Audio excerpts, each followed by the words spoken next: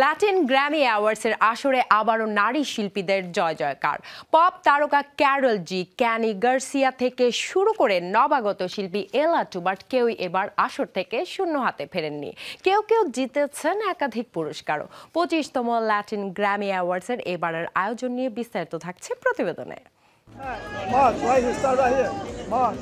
লাতিন সঙ্গীত জগতের সবচেয়ে বড় পুরস্কারের আসর লাতিন গ্র্যামি অ্যাওয়ার্ডস। যুক্তরাষ্ট্রের মিয়ামি শহরে ক্যাসিয়া সেন্টারের সন্ধ্যাটা তাই অন্যরূপে ধরা দিয়েছিল উপস্থিত দর্শকের কাছে। শুধু পুরস্কার বিতরণে চমক ছিল না, একই সঙ্গে ছিল শিল্পী ও সঙ্গীতায়োজকদের ভিন্নধর্মী পরিবেশনা। Latin Grammy es para Edgar বাররেরা।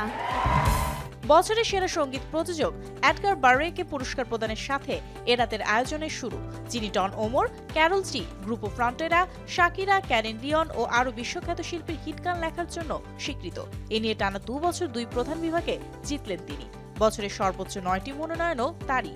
Mambo 23, Juan Luis Guerra। এ রাতের আরেক বড় বিজয়ী জুয়ান লুইস গুয়েরা। রেডিও গুইরার জন্য অ্যালবাম অব দ্য ইয়ার ও রেকর্ড অব দ্য ইয়ার দুটি ঘরে তুলেছেন তিনি। ডেরাম্বের জন্য সং অব দ্য ইয়ার পুরস্কার চটে জর্জে ডেক্সলারের হাতে। এদিকে লুইস ফন্সি, যিনি তার গ্লোবাল হিট দেসপাসিতোর জন্য জনপ্রিয়, জিতে নিয়েছেন সেরা পপ ভোকাল অ্যালবামের খেতাব। এবছর গ্র্যামিতে তরুণ শিল্পীদের প্রাধান্য দেওয়া হয়েছে। বেস্ট নিউ আর্টিস্ট পুরস্কার জিতেছেন এলা টুবার্ট, বেস্ট আরবান মিউজিক জিতেছেন ক্যারল জি। অন্যদিকে ক্যারল ও লাতিন কুইন শাকিরাকে হটিয়ে বেস্ট অল্টারনেটিভ অ্যালবাম ক্যাটাগরিতে পুরস্কার জিতেছে মোন লাফের্তের অটো পোয়েটিকা। তিয়েস্তা ও শাকিরার সাথে এক যৌথ পারফরমেন্সে সেরা ইলেকট্রনিক মিউজিক খেতাব জিতেছে বিজার্ভ। Please welcome the founder and frontman for the Grammy Award-winning band.